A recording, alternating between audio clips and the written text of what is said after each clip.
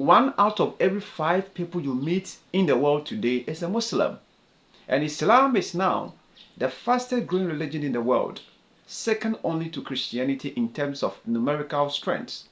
So the purpose of this discussion or lessons is to orient Christians on the Islamic faith, so that together we can all present the gospel of Jesus Christ to our Muslim friends and neighbors. What comes into your mind when you hear the term or the word Islam? The word Islam, contrary to what many people think, is not an English word.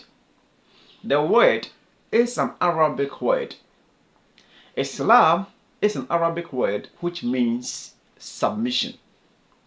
In religious context, Islam means submission to the will of God or Allah, as Muslims would say. What about Muslim? Who is a Muslim? What is the meaning of the term Muslim? A Muslim is the person who has done the Islam.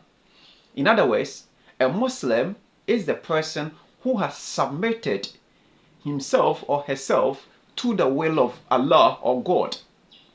So Islam is the name of the religion, whilst Muslim is the one that practices the religion.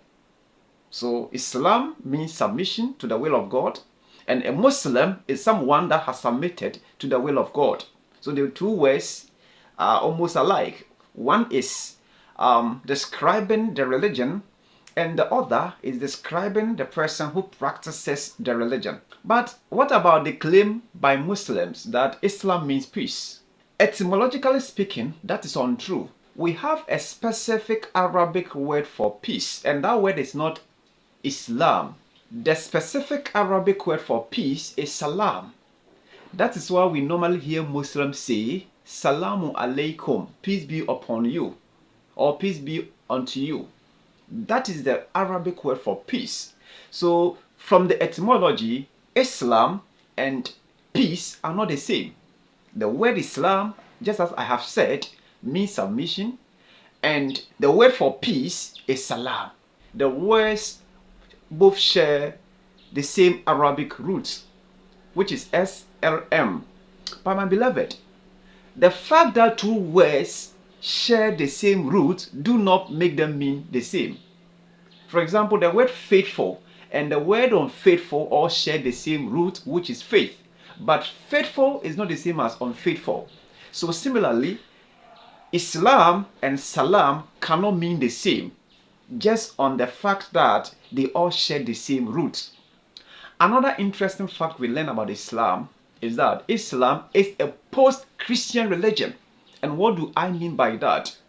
Islam came into existence 600 years after the establishment of the Christian faith, approximately 600 years after Christianity, in the year 610 AD, when the man called Muhammad claimed to be the prophet from God, or Muhammad claimed prophethood. That's when Islam as a religion started.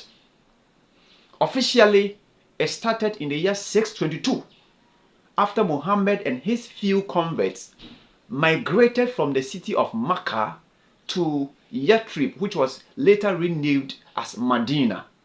So Islam started in the 7th century, in the year 610, when Muhammad claimed prophethood, but officially started in the year 622 during the Hijrah, or the movement of Muhammad and his followers from Mecca to Yathrib or Medina. So that is what makes Islam a post-Christian religion. It is much, much later than Christianity.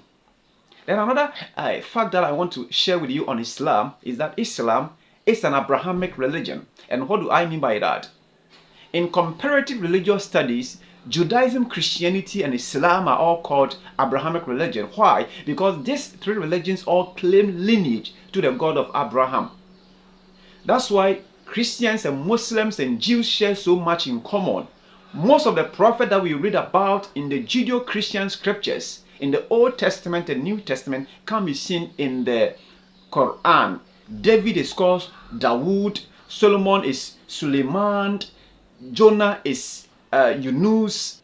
My beloved, it's my prayer that this lesson will equip you as a Christian to confidently, to boldly and lovingly present the gospel to Muslims when we encounter them in evangelism. If you have not subscribed to this channel, do subscribe for me, for the defense and the propagation of the gospel. God richly bless you for watching. Bye-bye.